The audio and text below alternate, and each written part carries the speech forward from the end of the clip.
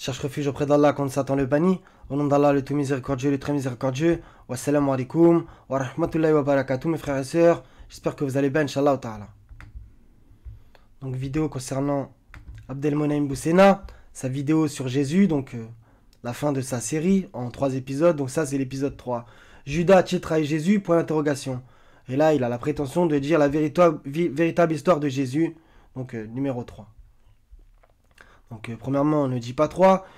Deuxièmement, t'as l'impression de dire la vérité sur Jésus, alors que tu vas mentir sciemment, puisque justement, vu ce que tu vas dire dans ta vidéo, tu ne crois pas en l'évangile. C'est clair, net et évident. Donc au passage, tu ne crois pas en l'évangile, donc tu vas renier une partie de la vie de Jésus qui est importante, pas spécialement que pour les chrétiens, parce que moi, je suis d'accord avec eux. Ne vous en déplaise, mes frères et sœurs. Je suis d'accord avec ceux qui disent, puisque c'est écrit dans l'évangile. Et, soi-disant, Allah, dans le Coran, dirait l'inverse. Donc, on va commencer par là. Bismillah. Il a fait descendre sur toi le livre avec la vérité, confirmant les livres descendus avant lui. Et il fit descendre la Torah et l'évangile. Auparavant, en tant que guide pour les gens, et il a fait descendre le discernement. Ceux qui ne croient pas en révélation d'Allah auront certes un dur châtiment. Et Allah est puissant, détenteur du pouvoir de punir. Donc là, il y a écrit confirmant. Donc si c'est confirmé, ça veut dire que c'est confirmé. Ça veut dire qu'il n'y a pas de falsification, contrairement à ce qu'on nous a vendu. Et il fit descendre la Torah et l'évangile. Ok? Ceux qui ne croient pas aux révélations, avec un S, d'Allah, auront certes un dur châtiment. Donc on fait comment là? Et soi-disant, Allah dans le Coran... en vérité, ce que les gens disent inconsciemment, c'est qu'Allah se contredit. Puisque Allah confirme les livres descendus, et il fait descendre la Torah et l'évangile. Et par contre, Allah dirait que la crucifixion et la mort de Jésus, c'est faux. Donc c'est n'importe quoi. Donc c'est que les versets ont été mal compris, avec ils ne l'ont ni tué ni crucifié. Voilà. Donc, moi... je pensais comme ça à une époque, bien entendu. Donc carrément, quand je lisais l'évangile, je n'allais même pas dans les derniers chapitres. Je ne les lisais pas. Parce que voilà, je rejetais ça. Ok? Donc Allah, par sa grâce, m'a éclairé sur ça. Donc je vous en fais part. Peu importe si vous vous désavouez de ma croyance, etc. Ce n'est pas de vous que je recherche la satisfaction. Voilà. Donc si vous n'êtes pas content ou je sais pas quoi, mettez un dislike, désabonnez-vous, faites ce que vous voulez. Donc... on va l'écouter après. Donc déjà au moins, comme ça, ceux qui n'iraient pas au bout, je vous ai déjà dit ma croyance. Donc moi je crois ce qui est écrit dans l'évangile. Et ça va avec le Coran, oui. Mais c'est que les versets ont été mal compris. Donc je vais essayer de vous le prouver, je les ai sortis. On va étudier un peu l'étymologie des mots, etc. Et on va voir que le lien évangélico-coranique est évident en fait. Donc bismillah. Nous revoilà, chers amis, pour le 3e épisode de l'histoire de Jésus, Isa, que la paix soit sur lui. Si vous n'avez pas vu les 2 parties précédentes, je vous invite d'abord à les visionner, puis à revenir, les liens sont dans la description. Je rappelle que les histoires des prophètes nous intéressent dans la mesure où ce sont nos modèles et que nous tirons des sagesses de leur vie. Donc ça, premièrement, c'est un mensonge, puisque ces gens-là prétendent croire en tous les prophètes, par la bouche, mais dans le cœur, réellement, non.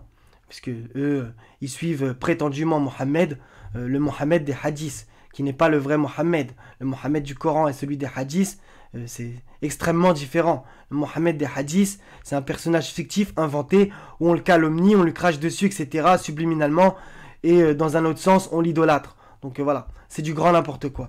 Donc ils prétendent croire au prophète avec la langue, mais avec le cœur, c'est différent. Dans cette vidéo, je vais Donc il va mentir sciemment sur Jésus, parce que justement, il ne croit pas en l'évangile. Poursuivre ce que nous avons commencé dans les 2 épisodes précédents. Je vais vous parler entre autres de Judas, avec la question suivante. Judas a-t-il vraiment trahi Jésus? À tout de suite. C'est gonflant son anachide. Bismillahirrahmanirrahim. Assalamu alaikum wa rahmatullahi wa barakatuh. Bonjour à toutes et à tous. Dans les 2 épisodes précédents, on a évoqué plusieurs choses. On a parlé de Maryam, Marie, la mère de Jésus, paix sur lui. On a évoqué sa famille, la naissance si particulière de Isa alayhi salam, la réaction de son peuple, réaction négative, puisque Maryam est arrivée auprès des siens en expliquant qu'il n'y avait pas de père. On a également abordé les miracles qui étaient les siens, son exil avec... Bon, ça, je voulais citer ça aussi. 19:34, tel est Aïssa, donc Jésus, fils de Marie, parole de vérité dont il doute. Voilà. Quand on cite l'exemple du fils de Marie, ton peuple s'en détourne. Voilà, c'est clair, net et évident. Ils se détournent de Jésus, fils de Marie. Donc ils prétendent l'aimer, etc. Blablabla, blablabla, blablabla. Qu'est-ce que vous voulez que je vous dise de plus? Ils ne croient pas réellement en son histoire. Sa mère puis son retour, et on s'était arrêté sur l'hostilité de son peuple envers lui. On avait dit que le peuple de Banu Israël ne l'acceptait pas parce qu'il ne leur convenait pas. Comme cela est cité dans le Coran. Ils veulent un messager qui puisse satisfaire leurs désirs, leurs passions. Il va ainsi essuyer vexation et insultes, mais il patiente. Il fait partie d'ailleurs de ce que l'on appelle Ulul Azmi min ar-Rusul, les messagers doués de fermeté. Donc ça, premièrement, oui, ça existe. Comment ça s'appelle? Des messagers doués de fermeté, mais Allah ne nous dit pas qui sont ces messagers. Donc, 46-35, endure donc comment endurer les messagers doués de fermeté, etc., etc. Et regardez, il n'y a aucun nom. Donc ça, c'est encore une invention. C'est l'un des messages, d'ailleurs, l'une des sagesses de Isa, de la vie de Isa alayhi salam, et d'ailleurs de tous les prophètes et messagers. Ils nous enseignent tous la patience. Donc notez bien, hein, quand il dit Isa, il dit alayhi salam. Au passage, quand il dit Marie, il n'y a pas la paix sur elle, etc. Donc moi, je ne dis pas à chaque fois, je ne me sens pas contraint, à chaque fois que je dis le nom d'un prophète, de dire paix sur lui, etc. Puisque je fais l'invocation suivante, wa salamun alal mursalin, walhamdulillahi rabbil alamin. Comme ça, j'oublie personne. Je ne suis pas dans l'espèce de distinction, dans la différence. Donc dire alayhi salam pour Jésus, et quand il va dire Mohammed, il va dire sallallahu alayhi wa sallam. Donc voilà, 2 poids, 2 mesures. Cependant, malgré cette hostilité, un groupe d'hommes va croire en lui, ceux que l'on appelle al-Hawariyun, les apôtres. Ils sont cités dans le Coran et ils sont musulmans, selon le texte coranique. وَإِذْ أَوْحَيْتُ إِلَى الْحَوَارِيِّينَ أَنْ آمِنُوا بِي وَبِرَسُولِي قَالُوا آمَنَّا وَاشْهَدْ بِأَنَّنَا مُسْلِمُونَ. Donc, premièrement, ils sont soumis, oui, mais ils ne sont pas musulmans comme toi, par exemple. Toi, tu es un sunnite. Nuance. Donc, arrête de faire passer les apôtres, parce que je connais votre façon de penser. Vous avez l'impression que les apôtres étaient comme vous. Non, mais ils n'étaient pas comme vous. Je rappelle pour celles et ceux qui n'ont pas suivi l'épisode 1 que, et c'est absolument essentiel à comprendre, que la révélation qu'a reçue Muhammad sallallahu alayhi wa sallam est la continuité des messages précédents. Le tawhid, l'unicité de Dieu, n'a jamais changé d'un iota. Donc voilà, c'est la continuité des messages précédents, mais tu n'y crois pas parce que c'est falsifié. Vu tes paroles, ça se voit que tu n'y crois pas. Ça se voit. C'est impossible. C'est quoi ça? Encore des contradictions comme d'habitude. Il a toujours été question pour les prophètes et messagers de prêcher la croyance en un Dieu unique qui n'a pas d'associé. Ça c'est vrai. Ce qui a changé, c'est la pratique. Ce sont les règles de jurisprudence. Tous les messagers... Oui, mais c'est pas votre jurisprudence Qur'an ou Sunna. On sent où vous voulez nous amener. Et tous les prophètes sont bien musulmans. L'islam, comme certains le pensent, n'est pas arrivé au 7e siècle. Le Coran ne fait qu'apporter le renouvellement d'un message qui existait déjà. Ça c'est très bien, Abdelmonem, que tu dises que l'islam n'est pas arrivé avec Mohammed. Donc alhamdoulilah, oui, ça je peux le reconnaître, tu as une certaine connaissance du Coran, bien que, on va dire que, bon, hélas, tu cites une petite partie coranique en général dans tes prêches et beaucoup de hadiths. Donc voilà, c'est vraiment dommage. Mais sur ça, tu as vraiment raison et c'est bien que les gens le disent. Contrairement à ceux qui pensent que l'islam est arrivé avec Mohammed, qui est une grosse hérésie. Auparavant, le prophète Ibrahim alayhi salam lui-même, avant l'arrivée de Mohammed, avant l'arrivée de Isa, avant l'arrivée de Moussa, était déjà musulman. Le verset nous dit Ma kana Ibrahim yahudiyan wala nasraniyan walakin kana hanifan muslima. Si vous souhaitez plus de détails sur ce point, j'ai donné un prêche qui, je l'espère, est complet à ce propos, qui est d'ailleurs toujours disponible. Les apôtres vont donc soutenir Isa, que la paix soit sur lui. Petite définition au passage, on appelle apôtre Hawari tout individu qui va sincèrement soutenir un prophète ou un messager. Donc ça, c'est totalement faux. Donc, il y a plein de versets avec les apôtres. Donc au passage, si vous connaissez un peu les versets avec les apôtres, vous allez voir que... Bref, 3,52, puis quand Jésus ressentit de l'incrédulité de leur part, il dit, qui sont mes alliés dans la voie d'Allah? Les apôtres dirent, nous sommes les alliés d'Allah, nous croyons en Allah, et sois témoin que nous lui sommes soumis. Donc ça, c'est le 511 que tu as récité, et le 512. Où les apôtres dirent, ô Jésus, fils de Marie, se peut-il que ton Seigneur fasse descendre sur nous du ciel une table servie? Il leur dit, craignez plutôt Allah si vous êtes croyants. Donc, bref. 61,14. Ô vous qui avez cru, soyez les alliés d'Allah, à l'instar de ce que Jésus, fils de Marie, a dit aux apôtres. Qui sont mes alliés? Entre parenthèses, pour la cause d'Allah. Les apôtres dirent, nous sommes les alliés d'Allah. Un groupe des enfants d'Israël crut, tandis qu'un groupe nia. Nous aidâmes donc ceux qui crurent contre leur ennemi et ils triomphèrent. Donc si on analyse un petit peu, il est écrit, il ressentit de l'incrédulité de leur part. Et là, il est écrit, craignez plutôt Allah si vous êtes croyants. Ok? Et ça va extrêmement bien dans le sens évangélique. C'est-à-dire que Jésus reprochait plein de choses à ses apôtres. Oui, peu importe leur grade, etc., etc. Il leur disait, êtes-vous vous aussi sans intelligence, gens de peu de foi. Si vous connaissez l'évangile, vous allez remarquer que des fois... Bref. Donc les apôtres, on va dire que... ils n'étaient pas au même niveau que Jésus, bien entendu. Et donc voilà... on nous les vend comme comme un peu les sahaba dans l'islam, mais bon, ça n'avait rien à voir avec Jésus. C'était ses suiveurs, ok, etc. On ne connaît pas leur grade auprès de Dieu, mais Jésus leur a fait pas mal de reproches. Donc 26-61, ça c'est parce que tu as dit que voilà, tous les suiveurs des prophètes et des messagers, on les appelait les apôtres. C'est n'importe quoi, encore une fois. 26-61. Puis quand les deux parties se virent, les compagnons de Moïse dirent, nous allons être rejoints. Il dit, jamais, car j'ai avec moi mon Seigneur qui va me guider.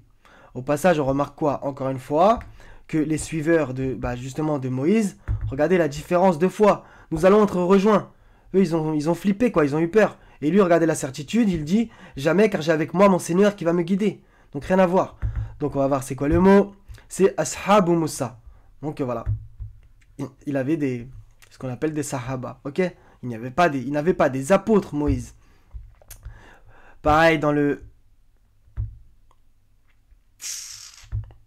J'ai oublié de le prendre. Donc c'est le 28-15. On va voir le shi'ati, ok? Le 28-15.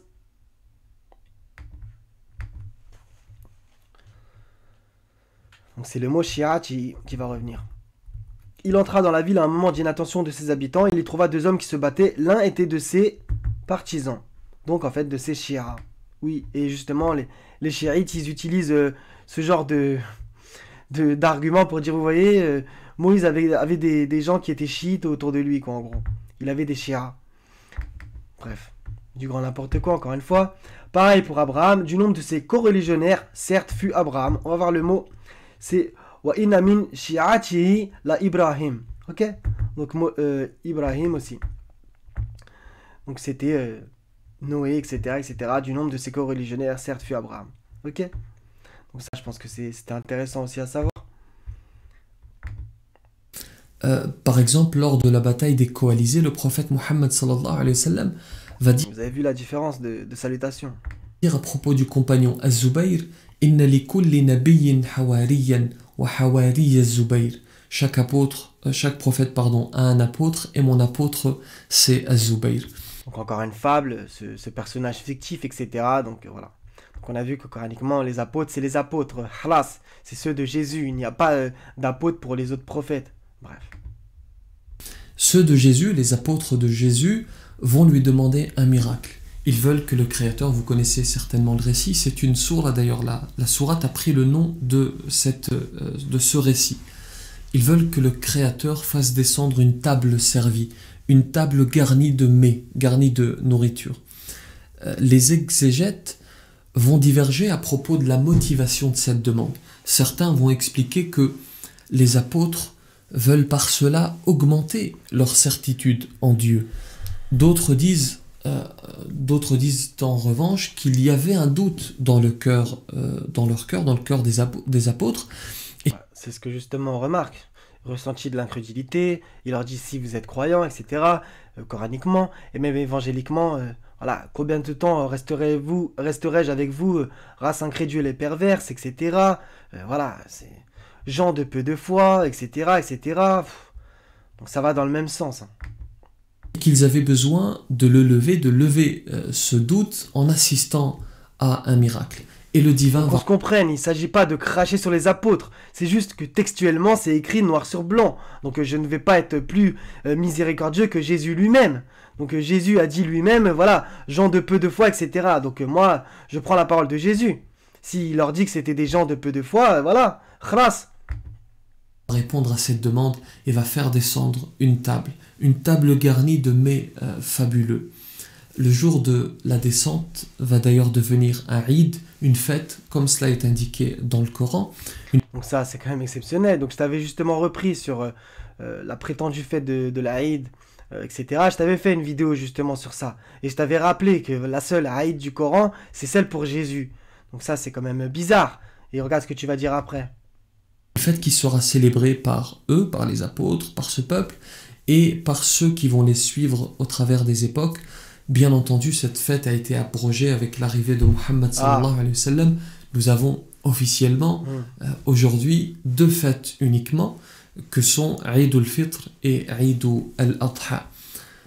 Le Créateur va faire descendre cette table, disait. Donc maintenant, sors-moi la preuve coranique que Allah Azawajal demande de faire l'Aïd al-Fitr et l'Aïd al-Adha. Vas-y, sors-la moi la preuve. Donc on y va coraniquement. Donc 514. Ô Allah, notre Seigneur, dit Jésus, fils de Marie, fais descendre du ciel sur nous une table servie qui soit une fête pour nous. Et là, tu as raison, c'est Takunu lana Aïdan li awalin, etc. Donc Aïdan, donc un Aïd, voilà. Donc la fête.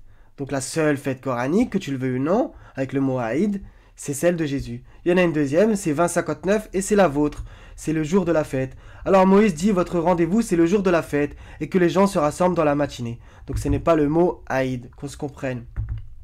D'accord? Donc ça, c'est une fête pharaonique.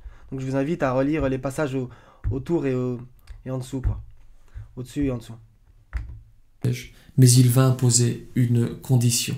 Il dit ainsi dans le Coran, « Je la ferai descendre sur vous, mais ensuite, quiconque d'entre vous refuse de croire, je le châtirai d'un châtiment dont je ne châtirai personne d'autre dans l'univers. » Pourquoi? Parce qu'ils ont vu le miracle de leurs yeux, contrairement à vous et moi. Nous n'avons pas vu de miracle, nous avons le Coran entre nous. C'est quoi ça? Comment ça on n'a pas vu de miracle? Et le soleil il se lève tous les jours Allah il renouvelle sa création, il y a des miracles tous les jours, tous les instants. Donc ça va dans le même sens que, et si vous dénombriez les bienfaits qu'Allah vous a attribués, vous ne saurez les dénombrer. Donc voilà, donc il y a des miracles tous les jours. Et que de signes desquels les gens se détournent. Et le mot signe peut aussi des fois être traduit par miracle. Il y a des miracles tous les jours. Nos mains, bien entendu, mais nous n'avons pas vu de miracle de cet acabit, d'où la création, ce n'est pas un miracle extraordinaire. N'importe quoi ce que tu racontes. Fermeté du châtiment. Les versets qui résument ce que je viens de dire, les voici. إذ قال الحواريون يا عيسى ابن مريم هل يستطيع ربك أن ينزل علينا مائدة من السماء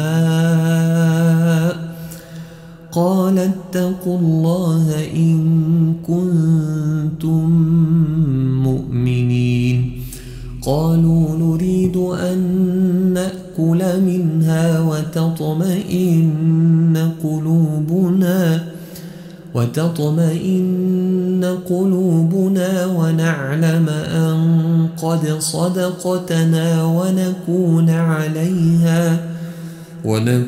عليها من الشاهدين. قال عيسى ابن مريم اللهم ربنا أنزل علينا مائدة من السماء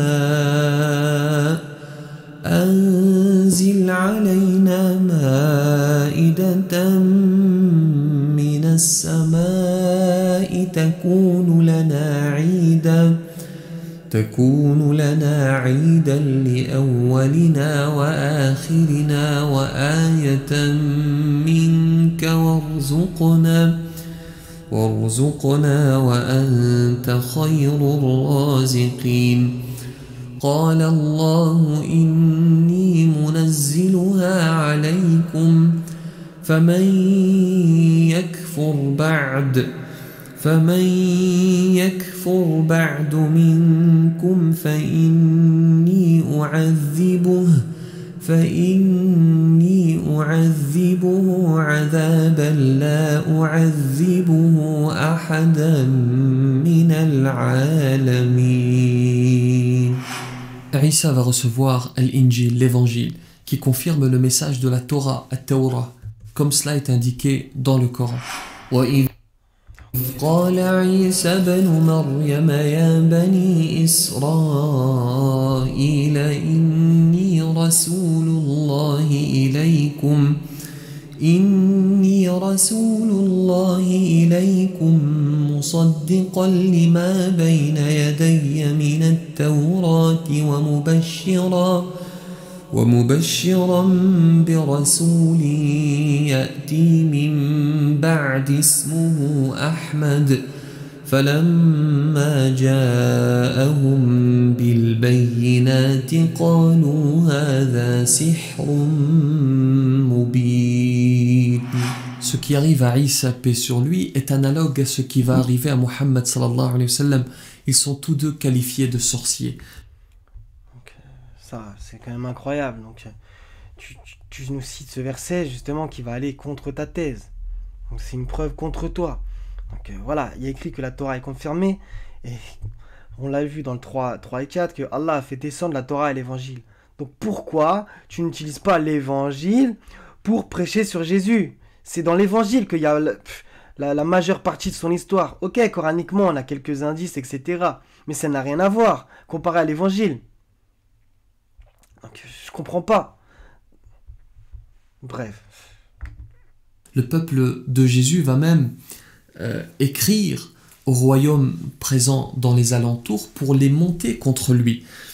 Attention, un homme est en train de gagner les cœurs. Il risque de prendre vos trônes. Méfiez-vous, réagissez, soyez avec nous. Comme ton trône, par exemple. C'est exactement ce que l'on a dit de Muhammad sallallahu alayhi wa sallam. C'est exactement le complot qui va être monté contre Muhammad, que la paix soit sur lui. Et la volonté de le tuer va prendre de l'ampleur. Donc ça, c'est coranique.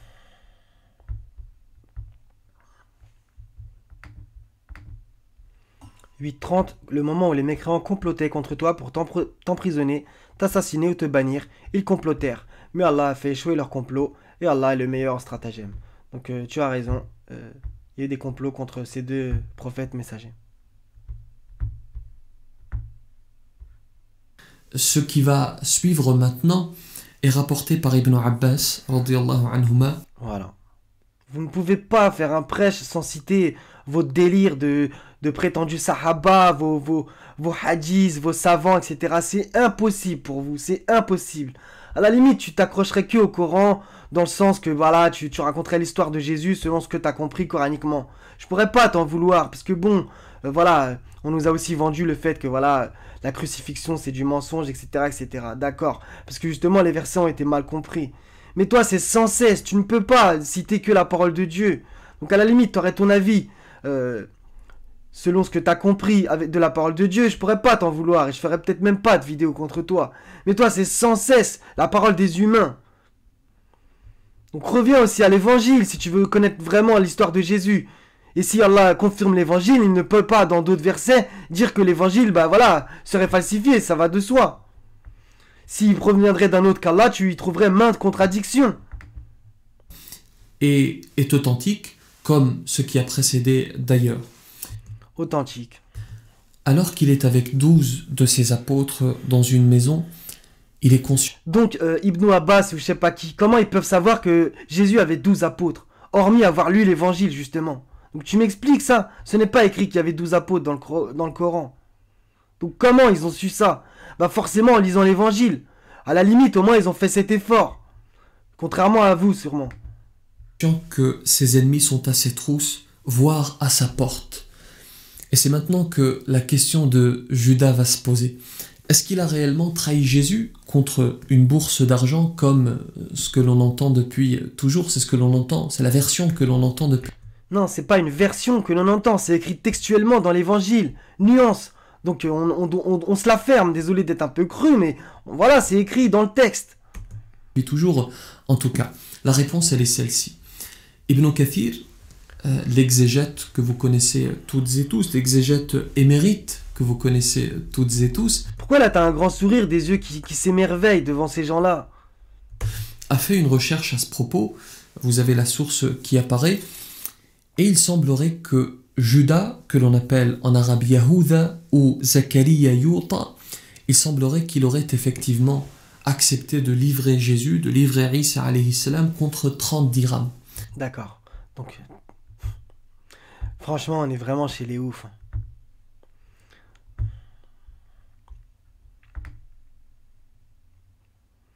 Donc, Matthieu, chapitre 26, verset 14. Allez, on va lire les autres aussi.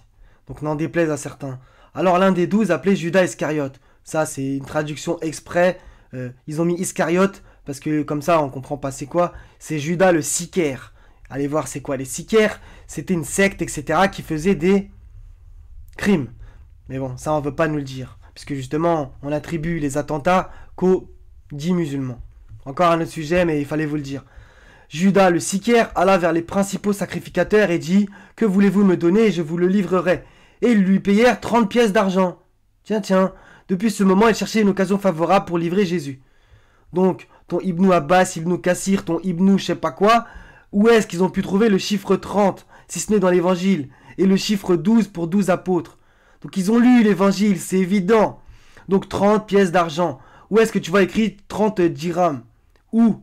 Donc voilà, ça c'est encore vos inventions, et pour vous attribuer tout. Donc voilà, c'est du grand n'importe quoi. Pourquoi pas 30 euros pendant qu'on y est? Non, il y a écrit 30 pièces d'argent. 30 pièces d'argent, ça ne vaut pas 30 dirhams. C'est une nuance.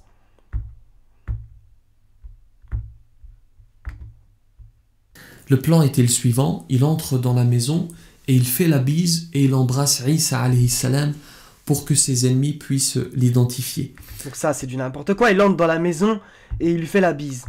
C'est vraiment n'importe quoi. Donc encore une fois, c'est une falsification pour le coup. Vous falsifiez l'histoire sans cesse.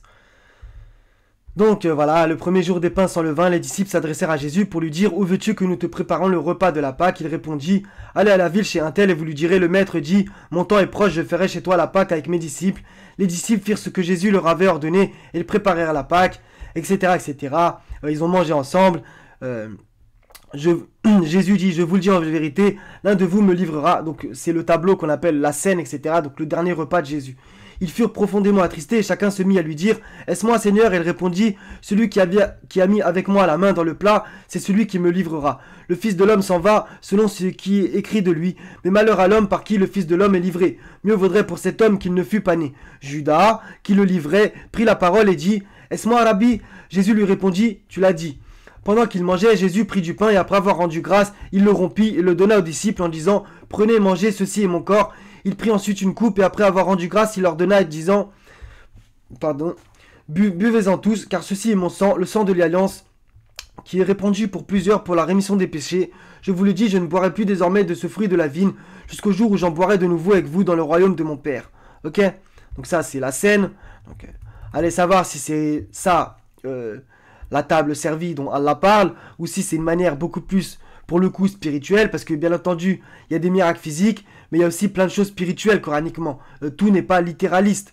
Donc la table servie, c'est peut-être simplement justement comment dire, le prêche de Jésus qui était extraordinaire, vous voyez, etc., etc. C'est-à-dire c'est la parole de Dieu, vous voyez, c'est ça une table servie. Un peu comme la manne et l'écaille dans le désert. Oui, c'était sûrement des mannes et des écailles physiques, mais il y avait aussi une notion spirituelle, vous voyez. C'est-à-dire que Allah, c'est lui qui donne la subsistance. Donc, et comme Jésus a dit lui-même, ma nourriture n'est pas céleste, etc., etc. Celui qui boit de cette eau n'aura plus jamais soif, etc. Donc voilà, c'est beaucoup spirituel. Donc, Matthieu 26, encore une fois, verset 47. Comme il parlait encore, voici Judas, l'un des 12, arriva et avec lui une foule nombreuse armée d'épées et de bâtons. Donc là, il faut contextualiser quand même, j'ai oublié de le faire. Donc ça, Jésus, il s'en va justement, donc c'est dans le même chapitre. Il va dans le lieu appelé Gethsémanée, etc. Il se met à prier, etc. Les disciples, ils s'endorment, etc. Les disciples s'endorment, etc., etc. Donc comme il parlait encore, donc Jésus, voici Judas, l'un des 12, arriva et avec lui une foule nombreuse armée d'épées et de bâtons, envoyés par les principaux sacrificateurs, ça va être intéressant, notez bien ça, et par les anciens du peuple. Celui qui le livrait leur avait donné ce signe, celui que je baiserai, c'est lui, saisissez-le. Tiens, ça rappelle ce que t'as dit, l'histoire du bisou. Aussitôt s'approchant de Jésus, il dit « Salut Rabbi !» et il le baisa. Jésus lui dit « Mon ami, ce que tu es venu faire, fais-le. » Alors ces gens s'avancèrent, mirent la main sur Jésus et le saisirent.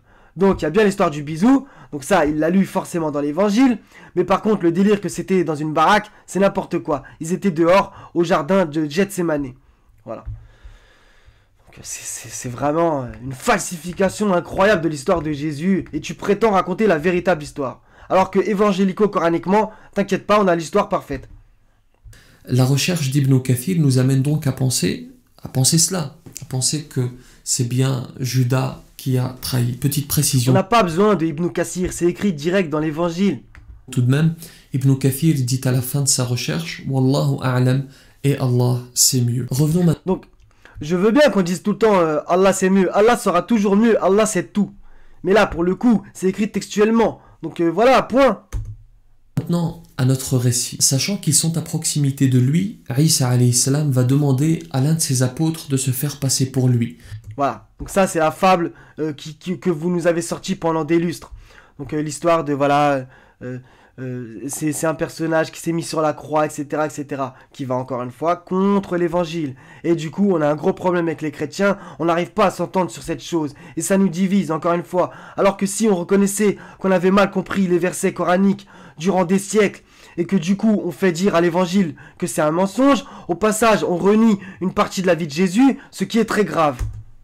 Le plus jeune des apôtres va se proposer et Isa va refuser. Il se propose une deuxième fois, il refuse, puis il va accepter la troisième proposition. Donc là, comme si vous suivez mes vidéos, vous remarquez qu'il y a très souvent le chiffre 3. Voilà, 1, 2, 3. Le prophète, il faisait tout 3 fois. Le prophète, il répétait les choses 3 fois, etc., etc. Ce n'est pas un hasard. C'est parce que Allah dit, ne dites pas 3. Donc ça va bien plus loin que la Trinité. Il y a plein de choses en 3 qui sont très mauvaises. Comme, voilà, leur fable qui se répète très souvent 3 fois. Comme cela est indiqué dans le Coran, Isa alayhi salam va être élevé auprès de Dieu avant que ses ennemis n'arrivent.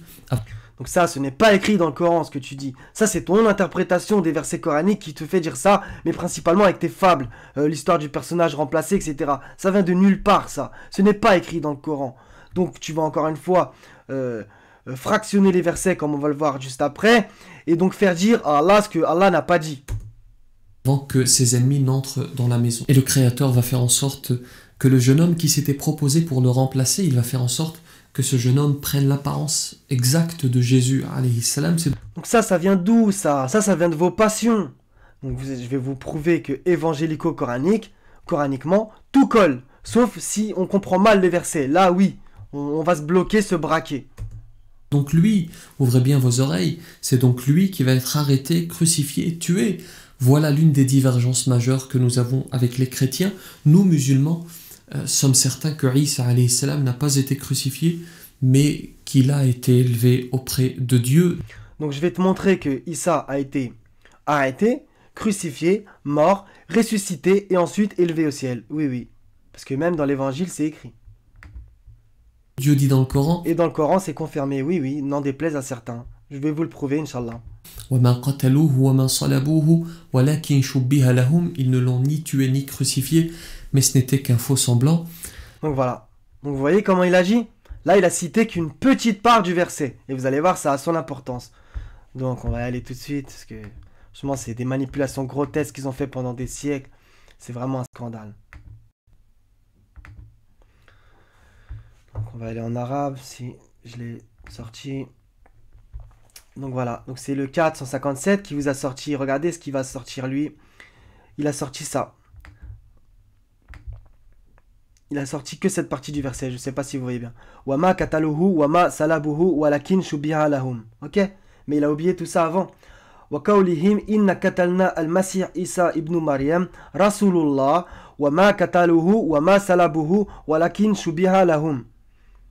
Donc voilà. Et même la suite est aussi importante. Donc on va aller en français. Même si je n'aime pas leur traduction en vérité. Donc j'espère que je l'ai sorti. Purée, j'ai pas sorti sur Coran seul, je crois. Si, voilà. Donc la traduction officielle c'est « Et à cause de leurs paroles ». Donc, désolé les frères et sœurs, je suis un petit peu brouillon. Donc là, à partir du verset 153, faut pas décontextualiser. 153, on voit « Les gens du livre te demandent, etc. » Donc c'est à propos des gens du livre. Etc. etc. Verset 155, en réalité c'est Allah qui a scellé leur cœur, etc. etc. Et le verset 156 c'est très intéressant. Et à cause de leur mécréance et de l'énorme calomnie qu'ils prononcent contre Marie. Et à cause de leurs paroles. Et à cause de leurs paroles, nous avons vraiment tué le Christ, Jésus, fils de Marie, le messager de Dieu. Or, ils ne l'ont ni tué ni crucifié, mais ce n'était qu'un faux semblant. Ok? Et ceux qui ont discuté sur son sujet sont vraiment dans l'incertitude. Ils n'ont aucune connaissance certaine. Ils ne font que suivre des conjectures et ils ne l'ont certainement pas tué. Donc, d'apparence, on pourrait croire que ça veut dire que voilà, Jésus n'a jamais été mis sur une croix ni tué. Mais ça ne veut pas dire ça. Sinon, Allah aurait dit Jésus n'a jamais été mis sur une croix ni été tué. Et ça aurait été clair, net et évident. Non. Il y a écrit, donc là j'aime beaucoup cette traduction, et pour avoir prétendu qu'ils ont tué le Messie Jésus, fils de Marie, le messager de Dieu. En fait, ils ne l'ont jamais tué, ils ne l'ont jamais crucifié. Ils ont été amenés à croire qu'ils l'avaient fait. Donc là, ça change toute la phrase. Ils ont prétendu qu'ils ont tué le Messie. Ok? Et en fait, ils ne l'ont jamais tué, ils ne l'ont jamais crucifié. Ils ont été amenés à croire qu'il l'avait fait. Donc ça ne veut pas dire qu'il n'a jamais été tué ni crucifié. C'est-à-dire qu'ils ont prétendu le faire et que eux ne l'ont jamais tué et ils ne l'ont jamais crucifié. Et ils ont été amenés à croire qu'il l'avait fait. Donc Allah n'infirme pas le fait que Jésus a été crucifié et tué. Il affirme que eux n'ont pas pu le faire. C'est une grosse nuance qui a été justement très mal comprise. Donc, ça c'est des versets qui sont jamais cités, 3, 52, 55. Puis quand Jésus ressentit de l'incrédulité de leur part, il leur dit, qui sont mes alliés dans la voie d'Allah? Les apôtres dirent, nous sommes les alliés d'Allah, nous croyons en Allah, et sois témoin que nous lui sommes soumis. Seigneur, nous avons cru à ce que tu as fait descendre et suivi le messager, inscris-nous donc parmi ceux qui témoignent. Et ils se mirent à comploter. Allah a fait échouer leur complot, et c'est Allah qui sait le mieux leur machination. Donc il y a eu un complot. Et c'est qui ce il? On va le voir dans l'évangile. Parce que le il, parmi ce il, il y a Judas aussi dedans. Ok? Et ils se mirent à comploter. 55, ultra intéressant, quand Allah dit « Ô Jésus, certes, je vais mettre fin à ta vie terrestre, t'élever vers moi, te débarrasser de ceux qui n'ont pas cru, et mettre jusqu'au jour de la résurrection ceux qui te suivent au-dessus de ceux qui ne croient pas. Puis c'est vers moi que sera votre retour, et je jugerai entre vous ce sur quoi vous vous opposiez. » Ça veut dire quoi ça? Je vais mettre fin à ta vie terrestre. Ça veut dire qu'il est mort. T'élever vers moi. Donc il y a aussi la notion d'élévation. Ok? Et il y a aussi ceux qui te suivent au-dessus de ceux qui ne croient pas. Voilà, il va mettre au-dessus, jusqu'au jour de la résurrection, ceux qui le suivent au-dessus de ceux qui ne croient pas. Et Jésus, dans l'évangile, dit « Je suis la vérité, le chemin et la vie ».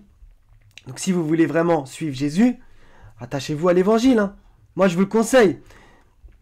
Donc si vous avez un problème au départ avec la crucifixion, c'est normal, je vous l'ai dit, je vous l'ai avoué moi-même, j'avais un problème avec ça. Malgré que je faisais l'effort de lire l'évangile, de l'écouter, etc. etc. Et jusqu'au jour où Allah, par sa lumière, il m'en a donné un petit peu de la sienne. Et voilà, du coup, j'ai compris que le Coran n'allait pas contre l'évangile. Sinon, Allah, dans le 3, 3 et 4 et plein d'autres versets, ne confirmerait pas l'évangile. C'est clair, net et évident. Donc s'il confirme, c'est que nous avons mal compris les versets coraniques. Donc voilà, résumé, on va revenir à ce qu'il a dit. Et donc après, je vous inquiétez pas, on va aller dans dans l'évangile pour montrer sa mère Maryam, qui a comploté, etc., etc. C'est qui alayhi salam, va assister à la scène, elle va le pleurer, mais elle va recevoir la visite de Jibril, alayhi salam, l'ange Gabriel, qui va lui confirmer qu'il n'est pas mort. Et qu'il ça c'est encore une fable. Ça sort de nulle part. Ou de vos hadiths bidons. Reviendra à la fin des temps, Inch'Allah. Je répète, comme indiqué dans le premier épisode, que chaque religion pense détenir la vérité à son propos, et que toi aussi au passage. Dans cette série, j'ai mis en avant ce que dit l'islam de Isa alayhi salam, de Jésus. Le sunnisme, nuance. Et ce que les musulmans croient fermement. Les sunnites. Voilà, vous connaissez maintenant son histoire. C'est un prophète auquel nous croyons, un prophète que nous aimons de toutes nos forces. Donc maintenant, c'est la vraie histoire par ta cause. Alors que tu ne parles pas de l'évangile une seule fois. Alors que c'est dans l'évangile qu'on a tout. De sa naissance à sa mort, sa résurrection, etc. On a tout. Coraniquement, on a quelques éléments seulement. Ce n'est pas un livre, le Coran n'est pas un livre centré sur Jésus. Contrairement aux évangiles. Donc ne pas se servir de l'évangile pour parler de Jésus, c'est du grand n'importe quoi. Un prophète que nous respectons bien entendu. Oui, vous l'aimez tellement, le respectez tellement que vous reniez une grande partie de sa vie. Donc revenez sur ça, revenez. Donc moi je voulais avouer que j'étais pareil avant. Et justement je m'en suis voulu d'avoir renié une partie de sa vie à Jésus. Donc je pense que c'était tout sur ta vidéo. Donc tu vas en placer une pour, voilà, tu vas dire Jésus n'est pas le fils de Dieu, etc. Donc est-ce que dans la Torah il y a écrit fils de Dieu déjà? Genèse 6.2. Les fils de Dieu virent que les filles des hommes étaient belles et ils en prirent pour femmes parmi toutes celles qu'ils choisirent. Ok? Dans la Genèse déjà. Hein. Ensuite c'est aussi dans Job, etc. etc. Il y a plein d'exemples. Donc déjà dans l'Ancien Testament il y avait cette notion de fils de Dieu. Donc on va aller faire les strongs ensemble. Qu'on ne me dise pas oui, fils c'est pas fils, etc. Donc là c'est le mot fils, écrit ben. Donc pour les arabophones, le mot ben en hébreu, vous savez très bien que ça ressemble parfaitement au mot fils pour en arabe. Donc c'est intraduisable autrement. Donc bien sûr c'est une parabole, qu'on se comprenne, c'est une parabole fils de Dieu. Ça ne veut pas dire que Dieu a engendré. Donc bon, encore une fois ça a été mal compris. Et les Juifs eux-mêmes ont mal compris ce que Jésus disait. Donc, quand il disait je suis le fils de Dieu, etc., ou que les gens l'appelaient fils de Dieu, ils avaient bien compris que c'était une parabole. Ils ne disaient pas qu'il était engendré. Donc, on va voir après, justement, je vous ai sorti un passage d'un chrétien, justement, regardez, où eux, ils croient réellement que Dieu a engendré Jésus. C'est ça que Dieu reproche dans le Coran. Et ce n'est pas la parole qu'il y a dans la Torah ou dans la Bible tout court, avec la mention fils de Dieu. C'est pas ça que Dieu reproche. C'est le fait que des gens croient réellement que Jésus est le fils de Dieu, voire même Dieu lui-même. Ok? C'est ça le truc. Allah ne fait pas de reproche à ses autres livres. Enfin, je sais pas, c'est évident. Le fils engendré de Dieu à travers toutes les générations de l'humanité. Ok? Ça, c'est un article chrétien. Donc eux, ils croient réellement que Jésus a été engendré. Donc Allah dit comment aurait-il un fils quand il n'a pas de compagne, etc., etc. Donc ça c'est fait pour fils de Dieu. Et même Jésus nous a dit quoi? Matthieu chapitre 5 verset 45. Afin que vous soyez fils de votre Père qui est dans les cieux, car il fait lever son soleil sur les méchants et sur les bons, et il fait pleuvoir sur les justes et sur les injustes. Ok? Donc c'était une notion parabolique. Fils de Dieu, faut entendre par là le peuple de Dieu. Donc maintenant, on va raconter l'histoire de Jésus évangéliquement. On va voir ce qu'il disait déjà. Matthieu 20, 17, 19. Pendant que Jésus montait à Jérusalem, il prit à part les 12 disciples et il leur dit en chemin, « Voici, nous montons à Jérusalem, et le Fils de l'homme sera livré aux principaux sacrificateurs et aux scribes. Ils, notez bien, hein, le condamneront à mort, et ils le livreront aux païens, pour qu'ils se moquent de lui, le battent de verge, et le crucifient. Et le troisième jour, il ressuscitera. » Donc Jésus savait déjà ce qu'il allait lui arriver. Maintenant, on va voir Matthieu chapitre 27, 15 à 22. À chaque fête, le gouverneur avait coutume de relâcher un prisonnier, celui que demandait la foule. Ça, c'est quand Jésus s'était fait attraper, etc., etc. Il avait alors un prisonnier fameux nommé Barabbas. Comme ils étaient assemblés, Pilate leur dit « Lequel voulez-vous que je vous relâche, Barabbas ou Jésus, qu'on appelle Christ ?»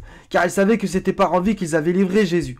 Pendant qu'il était assis sur le tribunal, sa femme lui fit dire qu'il n'y ait rien entre toi et ce juste, car aujourd'hui j'ai beaucoup souffert en songe à cause de lui. Les principaux sacrificateurs et les anciens le persuadèrent à la foule de demander Barabbas et de faire périr Jésus. Le gouverneur, prenant la parole, leur dit « Lequel des deux voulez-vous que je vous relâche ?» Ils répondirent « Barabbas ». Pilate leur dit « Que ferai-je donc de Jésus qu'on appelle Christ ?» Tous répondirent qu'il soit crucifié. Ok? Donc résumé. Les principaux sacrificateurs, les scribes, etc., le Sanhédrin, etc., et Judas, on peut le compter aussi dedans, ils ont comploté, comme c'est écrit dans le Coran. Ils complotèrent. Donc voilà. Donc résumé, c'est eux qui ont comploté pour que Jésus se fasse crucifier. Ils l'ont livré aux païens, donc aux Romains. Et les Romains, vu que c'était le jour de la fête, ils ont dit qu'ils avaient une coutume de relâcher un prisonnier. Donc ils ont dit à la foule, qui vous voulez-vous qu'on crucifie? Barabbas ou Jésus? Et ils ont dit Jésus. Donc c'est qui a décidé que Jésus soit crucifié et tué? C'est la foule. Donc, on revient au verset coranique. Et pour avoir prétendu qu'ils ont tué le Messie, Jésus, fils de Marie, le messager de Dieu. En fait, ils ne l'ont jamais tué, ils ne l'ont jamais crucifié. Ils ont été amenés à croire qu'il l'avait fait. Ok? En fait, qui a prétendu ça? C'était le Sanhédrin, etc. Donc en fait, c'était ses ennemis qui ont comploté contre lui. Voilà. Donc ils ne l'ont jamais tué, ils ne l'ont jamais crucifié. Ils n'ont pas, ce n'était pas en leur possession. Ce n'est pas eux qui ont pris réellement la décision. Parce qu'il y avait la Pâque, etc. Ils n'ont pas pu eux-mêmes appliquer la loi thoraïque dans le sens que voilà, celui qui blasphème, etc. Parce que ils disaient que Jésus était un blasphémateur, etc. Donc ils avaient l'autorisation d'appliquer la loi thoraïque sous le gouvernement romain. Mais ils n'ont pas pu parce que c'était le jour de la Pâque et ça allait foutre le bordel, etc. Donc ils l'ont donné aux Romains pour se désister de la charge. Et les Romains eux-mêmes se sont lavé les mains, comme Ponce Pilate a dit, il s'est lavé les mains. Et ils l'ont donné à la foule. Donc c'est la foule qui a décidé. Donc voilà, c'est en ça qu'ils ne l'ont jamais tué, ils ne l'ont jamais crucifié. Ok? Le il en fait, c'était ceux qui ont comploté contre Jésus. Oui, oui. Toutes les factions qui disputent à ce sujet sont pleines de doutes concernant cette question. Ils ne possèdent aucun savoir, ils ne font que conjecturer. C'est certain, ils ne l'ont jamais tué. Ok? Les factions ne l'ont jamais tué. C'est la foule qui a décidé de le tuer. Donc je sais, c'est difficile à avaler. Mais bon. Donc ça, on l'a dit. Alors Pilate leur relâcha Barabbas, et après avoir fait battre de verre Jésus, il le livra pour être crucifié. Donc évangéliquement, c'est clair, net et évident que Jésus a été interpellé, crucifié, mort, ressuscité et ensuite élevé. Voilà toutes les étapes. Donc là, Matthieu chapitre 27, toujours, voilà, là il y a Jésus sur la croix. Donc si les rois d'Israël qui descendent de la croix et nous croiront en lui, etc., etc. Depuis la 6e heure jusqu'à la 9e, il y eut des ténèbres sur toute la terre. Et vers la 9e heure, Jésus s'écria d'une voix forte, Eli, Eli, lama sabachthani, c'est-à-dire mon Dieu, pourquoi m'as-tu abandonné? Quelques-uns de ceux qui étaient là l'ayant entendu dire, il appelle Eli, etc., etc. Verset 50, Jésus poussa de nouveau un grand cri et il rendit l'esprit. Qu'est-ce que vous voulez faire de plus? Et voici le voile du temple se déchira en deux, depuis le haut jusqu'en bas, la terre trembla, les rochers se fendirent, les sépulcres s'ouvrirent, et plusieurs corps des saints qui étaient morts ressuscitèrent. Donc ça, j'en place une pour ça. Des saints qui étaient morts ressuscitèrent. Donc si eux, ils ressuscitaient, pourquoi pas Jésus? Étant sortis des sépulcres, après la résurrection de Jésus, ils entrèrent dans la ville sainte et apparurent à un grand nombre de personnes, etc., etc. Donc là, on passe dans Marc. Donc Jésus a bien été crucifié et mort. Évangéliquement, il n'y a aucun problème. Et coraniquement, je vous ai dit que Allah ne dit pas que Jésus n'a pas été crucifié et tué dans le sens d'une manière... j'arrive pas à m'expliquer. Allah dit que en fait, c'est ils ne l'ont pas fait. Certaines personnes qui ont voulu le faire et qui ont comploté contre lui. Mais Allah ne remet pas en question le fait que Jésus a été crucifié et tué. Il est plus à même, Allah, de connaître tout. Donc, Marc 16, verset 19, vous allez voir, c'est très important. Le Seigneur, après leur avoir parlé, fut enlevé au ciel et il s'assit à la droite de Dieu. Ok? Donc là, c'est le mot fut enlevé au ciel. Donc le 353, analambano, on va utiliser ce mot. Définition de analambano, prendre, élever. Donc, On revient au Coran. Ô Jésus, certes, je vais mettre fin à ta vie terrestre, t'élever vers moi. C'est le même mot. Voilà. Donc, quand Allah dit, je vais mettre fin à ta vie terrestre, c'est-à-dire dans son plan divin, c'était bien entendu écrit qu'il allait mourir, Jésus. Ok? Et ensuite être élevé. Voilà.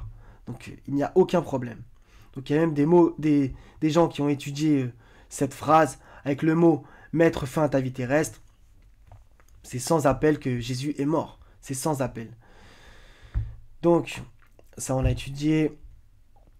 Et donc ça revient au verset 158. Mais Allah l'a élevé vers lui. Et Allah est puissant et sage. Ok? Donc, il n'y a aucun problème coraniquement. C'est juste que, hélas, moi y compris, j'avais mal compris les versets. Et excusez-moi mes frères et sœurs si je suis un peu direct.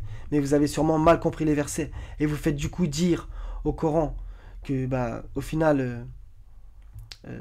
que Allah se contredit, puisque Allah confirme l'évangile. Et ensuite, du coup, c'est évident que si Allah dit qu'il n'a pas été crucifié, Dieu rejetterait l'évangile, ou une partie de l'évangile. Et c'est une croyance chrétienne, pour le coup, qui est ultra importante, justement, la crucifixion de Jésus. C'est ultra important pour eux. Et pour moi aussi, c'est ultra important. C'est un passage évident. Donc voilà, c'est au final un mensonge sur Jésus. Et au passage, du coup, ça vous fait rejeter une partie de l'évangile, ce qui est aussi grave. Donc si vous arrivez à mettre ces deux choses en lien, c'est-à-dire que évangélico-coraniquement, à relier les versets et à vous dire, en partant déjà du postulat, le Coran ne peut pas contredire l'évangile, vous allez voir que vous allez trouver, par la lumière d'Allah, qu'il n'y a aucun problème. Il n'y a aucun problème. Il faut juste trouver c'est qui le « il ». Voilà. Et le « il », c'est Judas et tous les autres qui ont comploté contre lui. Donc ils ont comploté durant... Tous les évangiles, vous lisez, ils ont toujours voulu comploter contre Jésus. Il y a des passages où ça dit, ils cherchèrent à le tuer, etc. À un moment, il est dans la synagogue et il ouvre la Torah, Ésaïe, il commence à leur citer un passage, il leur dit, aujourd'hui cette parole s'accomplit, et eux ils pètent un plomb sur lui, et ils veulent le tuer. Et il y a écrit que Jésus, il arrive à s'échapper, etc. Ils ont toujours voulu le faire mourir, toujours. Donc là, j'ai sorti Luc chapitre 2. Ah oui, c'est parce que je voulais faire une autre recherche, mais c'était tout en fait. Donc j'en suis à combien? 52 minutes. Allah Zawajel. Donc voilà, résumé, moi je crois que Jésus a été interpellé, crucifié, mort, ressuscité et élevé. Voilà. Donc moi j'y vois aucun problème. Pour moi, c'est la vérité ultime, donc confirmée coraniquement par le biais de la parole évangélique. Il n'y a aucun problème coraniquement, en fait, quand on relie les deux livres ensemble, il n'y a aucun problème. C'est juste si, justement, on a une espèce de doute envers l'évangile, du coup, on fait dire aussi au Coran ce qu'il ne dit pas, vous voyez. Et donc, au final, on se met à renier Jésus, oui, parce que c'est comme si... on vous raconte l'histoire de votre grand-père, oui, il est mort à la guerre, etc., etc. Et vous dites non, il n'est pas mort à la guerre, j'y crois pas, etc. Donc vous reniez une partie de sa vie, et une partie importante, c'est-à-dire sa fin. Vous voyez, ce qui est arrivé à Jésus, c'est quand même exceptionnel dans un sens, vous voyez. Il est né miraculeusement, toute sa vie c'était incroyable, et il meurt d'une façon... voilà quoi. Donc renier sa mort... C'est grave au final, vous rendez pas compte. C'est ultra grave. Donc voilà. Voilà mes frères et sœurs, c'était tout. Donc on peut s'entendre avec les chrétiens quand on essaie de relier l'évangile et le Coran, vous voyez. Et du coup, ça ferait qu'il y ait une espèce, entre guillemets, d'unité entre nous.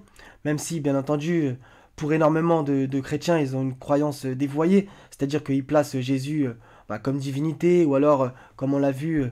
comme Jésus est réellement fils engendré de Dieu, à Dieu ne plaise. Ça, c'est justement, Allah reproche ça maintes et maintes fois dans le Coran, qu'il n'a pas de fils engendré. Voilà. Par contre, la notion de fils, si on l'entend par une notion imagée, ça n'a rien à voir. Comme Dieu le Père. Le Père, c'est juste une image. Si par contre, pour vous, Dieu est votre Père, parce qu'il nous a engendrés, ça veut dire qu'il a une compagne, etc., etc. Alors, donc voilà. Donc, par exemple, dans les psaumes, il y a énormément d'images à propos de Dieu. l'Éternel est mon berger, mon rocher sur lequel je m'appuie, etc., etc. Ce sont des images. Par exemple, même coraniquement, il y a des images aussi qui inventent un mensonge sur le dos de Dieu, les mains de Dieu, etc., etc. Il y a plein d'images. Mais si on prend tout littéralement, bah voilà, on va dire que c'est anthropomorphiste. À Dieu ne plaise. Donc voilà mes frères et sœurs, c'était tout. Donc je suis conscient que ça va pas plaire, que des gens vont pas être d'accord, etc. Mais bon, c'est pas grave. Donc voilà mes frères et sœurs. Donc essayez de bien méditer si vous êtes allé jusque là. Alhamdoulilah. Si vous êtes allé jusque là, bien entendu, demandez à Dieu. Et faites le lien entre l'évangile et le Coran. Vous allez voir que il n'y a aucune contradiction. Quand justement on veut qu'il n'y a aucune contradiction. Si on se dit au plus profond de son cœur, oui il y a une contradiction, vous inquiétez pas, vous allez le trouver. Vous allez trouver le petit point noir, hein, vous inquiétez pas. Si vous voulez que les choses se relient, Dieu va vous faciliter cette chose. Donc voilà mes frères et sœurs, soyez bénis. Je vous aime pour la face d'Allah Azza wa Jal. Wa salamun ala al-mursalin. Walhamdulillahi rabbil alamin. La ilaha illa huwa al-azizul hakim. Wassalamu alaikum wa rahmatullahi wa barakatuh mes frères et sœurs. À la prochaine, Inch'Allah ta'ala.